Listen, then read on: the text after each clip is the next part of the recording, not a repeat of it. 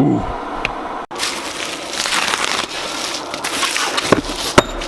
Aha! What's up, guys? Thank you guys so much for tuning back into the channel. In today's video, we finally got the new push rods from Comp. They finally came in, so we are going to be getting the Mustang hopefully running, but should be cool, and stay tuned. I got crazy thoughts that stay on my mind, but I promise I'm fine. I'm doing alright,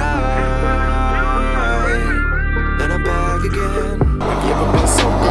Have you ever been so strong? Guys, if you hear something in the background of the whole video, I have a heater finally. It's about 28 degrees outside right now. So this should be a heck of a cold start if we get this thing started. We have a lot of work to do, but let's look at our new push rods.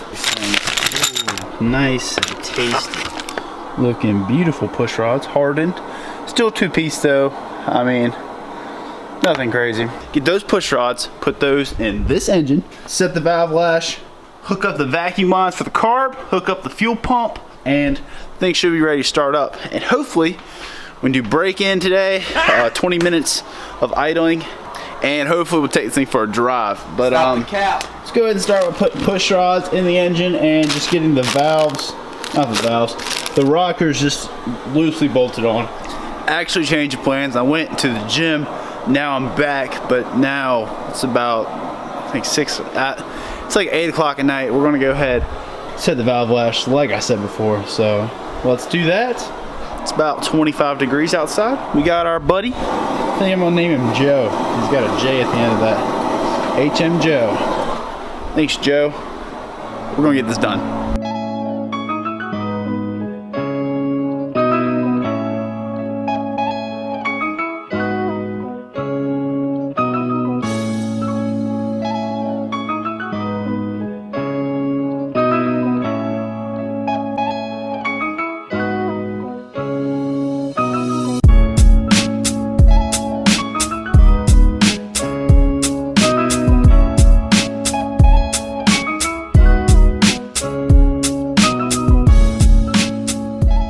So we have the valve lash set. Everything is good here. I am going to double check it just to make sure, because I mean, it could be wrong. I really don't want to bend another rod, and I want to make sure we have compression in all 8 cylinders. So I'm going to check it again. But anyway, after that, that's the hard part. We're just going to put the valve covers on, tighten this belt back up, a few little odds and ends, get the fuel hooked up, and let's get back to work.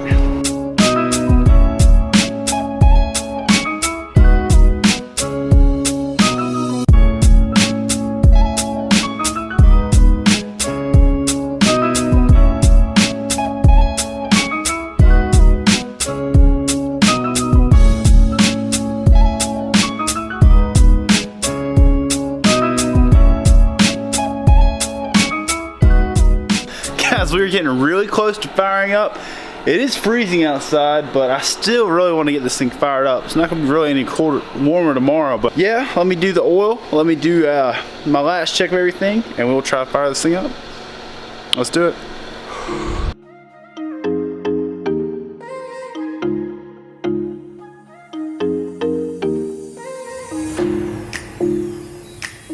Note to self, never buy coolant and oil that has the same color bottle.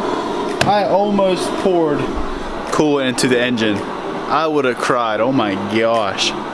I was this close, and then I looked at it and I was like, oh. But it looks exactly the same. You wouldn't even think, like you look at the two things side by side, they're the same weight. Whew, just had a heart attack. Just had a heart attack.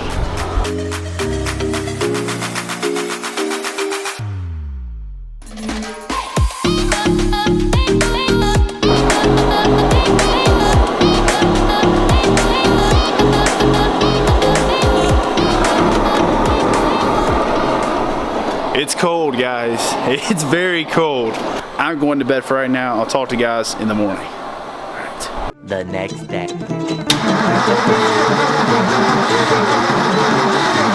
We're not getting spark, so.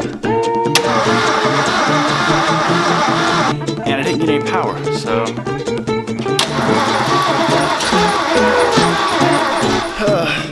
Okay, guys, so it's the next day. Yesterday we had some troubles. I didn't really get to work a whole lot, but today we went ahead and reset the timing, and we should be good to fire this thing up. I left the battery on charge last night, but guys, I'm gonna go ahead and hop in this thing and see if she'll fire up. Should be good. We're getting fuel. We're getting spark. I think the timing was off yesterday because I set it on 0 when I really need to be setting it on 10 degrees, and I didn't have it adjusted right, so blah blah blah. It should be right today. So without further ado, let's fire this thing up. Ho, ho, ho. Sound a little spicy.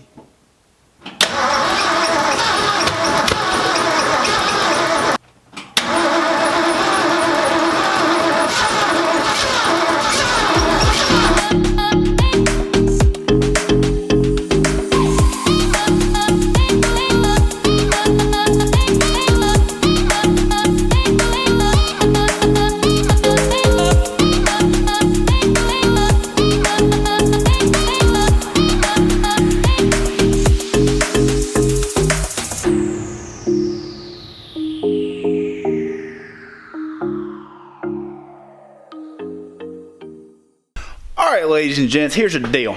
Here is the deal. Alright. Basically, earlier, I couldn't get to start, and I realized what the problem was. The problem was the ignition wire to the starter solenoid did not work. It was disconnected. I don't know, it broke somehow. So I was running circles around that. I finally figured that out. But while I was doing that, I did a compression test. Because I was like, man, maybe it's like last time. There's no compression. Okay? So I thought, no compression? It's not, something's wrong, there's an issue. Basically, I did a compression test on every single cylinder, and number 2 has no compression. No matter what I do, no matter, I've been, so basically, it's either a block problem, which I don't think it is, or it's a valve problem, which is probably more likely. So, pretty sure we bent a valve on that head, and yeah, that's oh, this is great. It's about 9 o'clock right now. I'm gonna go ahead and cut this video off here. Next video, I've got my cup of coffee. It's 9 o'clock at night.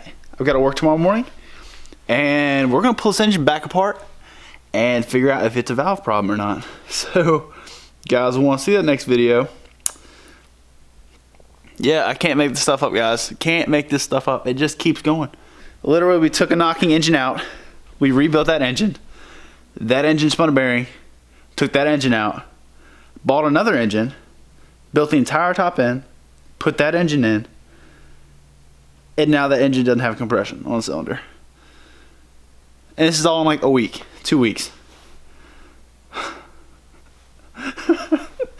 Oh man. Well, please hit a like and subscribe so I can afford to fix this.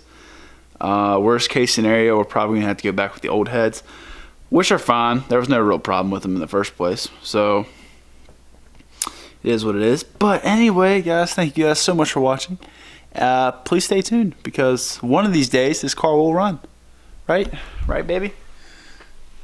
One day. Anyway, thank you guys a ton. I'll talk to you guys next episode, and sorry to disappoint yet again.